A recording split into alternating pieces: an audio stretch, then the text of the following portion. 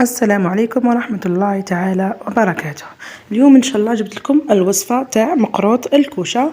درت لكم لهنا هاي الوصفة مكتوبة وتشوفوا معايا طريقة الطريقة تاعي كيف درتو. عندي هنا السميد راهو خشين يعني متوسط، جاي متوسط ماشي خشين بزاف. بعد ما صيرته نحيت له هذاك السميد هذاك الرطب كامل، خليت غير الحرش باه يجينا من بعد المقروط تاعنا مرمل ويجينا مليح ما يكونش معجن. يعني عندي هذا الكيلة تاعي درت بها 3 كيلات سميد ودرت كيلة ونص تاع سمن مدينة، درت كيلة مدينة والنص الاخر درتو زبدة لابيل. يعني نتوما ديروا النوعية اللي عندكم متوفرة، يعني التسميات تختلف من بلد لاخر.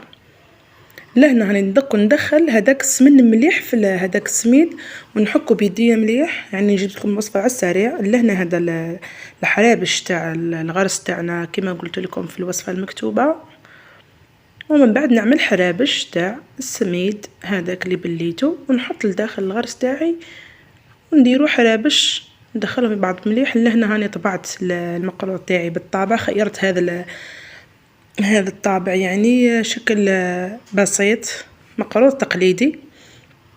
هاكم كيما راكم تشوفوا الغرس فيه راه مليح وجاي كيما من فوق كيما من تحت، يعني هكذا حتى نكمل كامل الحرابش اللي عندي. هنا راني كملت بعد ما سخنت الفرن تاعي على درجة حرارة يعني تكون قوية، يسخن الفرن تاعي مليح ونحطه هنايا. هاو بعد ما طاب جاء ما شاء الله، جاء مرمل طيبته، جاء هذا اللون الذهبي. مام الغرس تاعو لداخل جاني طري، كي تعجنوه مليح وديروا له هذيك الكميه تاع الزبده هي اللي تخليه طري. الغرس ما شاء الله دايب وحده.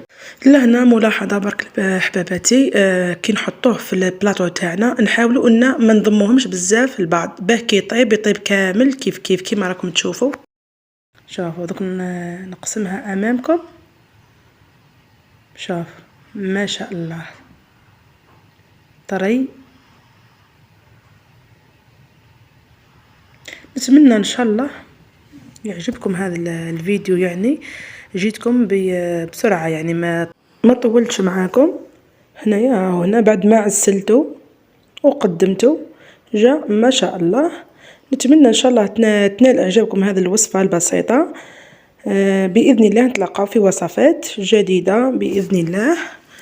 نقول لكم ما عليكم غير بجام وكومونتير باهي كيما نتوما، ونتلاقاو باذن الله في فيديو اخر. مع السلامه.